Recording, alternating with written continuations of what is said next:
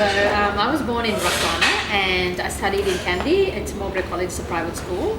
And I've pretty much in boarding school the whole life studying. And then whenever I go home to see my family, that's where I learned the cooking from my mum and grandma. So she taught me all the traditional Sri Lankan cooking. And after that, I worked in Sri Lanka for a while and then moved to Australia to do the Bachelor of Hotel Management. So that was in 2007. Once I moved to Australia, that's where I think all the background cooking of Sri Lankan cooking, and then when I moved to Australia, that's where I think I thought like I could make a career out of it, and also just opened up a world of cuisine. Like if you like ask, name it anything, you can get it in Australia, and also they got all the ingredients as well. So it was given me that opportunity to explore. And then from there, I was watching MasterChef as well constantly from day one when it started. And then I wanted to apply as well. And then my husband, Michael Lemphus, he just encouraged me as well along the way to apply for it. So I had to apply twice. First time when I applied, I didn't get the chance to get into the rounds. And then second time when I applied, I've got the chance to be part of Top 24.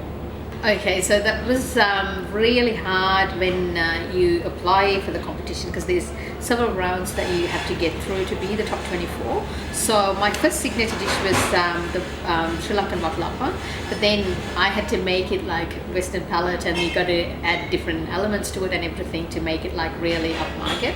So that was the first one, and then when the judges tasted it, and then they said like you need to get 3 yeses from the judges. So Matt and Gary said yes, and then George said it was too sweet because Asian desserts are sometimes too sweet for them. And then the second one was I had to go through the second round because I was really lucky to get a second chance to go through, second chance to get the apron. So when I got the second chance, I made the crab curry and then the coconut rice and the pineapple achar. So that was the moment where it was a blind tasting as well. So the judges tasted the dishes and then they have to reveal the results after. But I was so lucky, as soon as they tasted it, they had to give me the apron. So Matt Preston straight away just given me the apron. That was like one of the things that I never will forget in my life, and it's like an amazing feeling to be part of Top 24 because I never would have thought that I would get that chance to be in the top 24, because every time you see people coming out of television, top 24, but then for you to go in there and then in front of them to get that opportunity, it's just once in a lifetime opportunity, I think. Okay, so in those kind of challenges, they do have several ingredients, but then to create something authentic, because that's the easiest option to do, like, you know, whatever you know, to cook in a situation like that. So the crab curry I made, like, it was a little bit of the Sri Lankan flavors, that the curry leaves, the pandan leaves, and cinnamon, cardamom, cloves, those kind of flavors.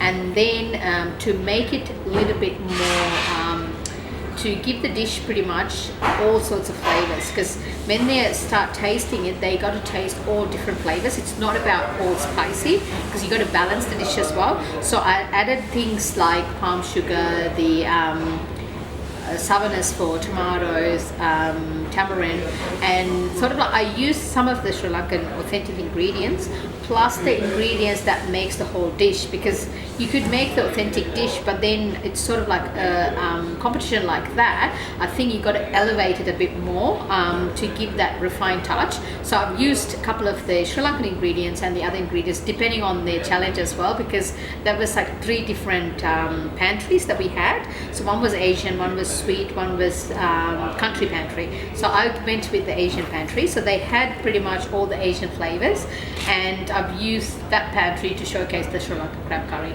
I think the Sri Lankan ingredients, they got the unique flavor, and also like Sri Lanka is well known for cinnamon, cardamom. They're all like good spices to use in the curries, and also like even in desserts like cardamom, cinnamon ice cream and things like that, because you get the flavor, and also it's sort of like unique to Sri Lanka because you're using the Sri Lankan ingredients to represent it, and also the curry leaves. That's like nowadays everyone uses curry leaves because they fry it and it's really nice and fragrant. And I think we got really good spices and really good ingredients to use. So that's what I love about using them.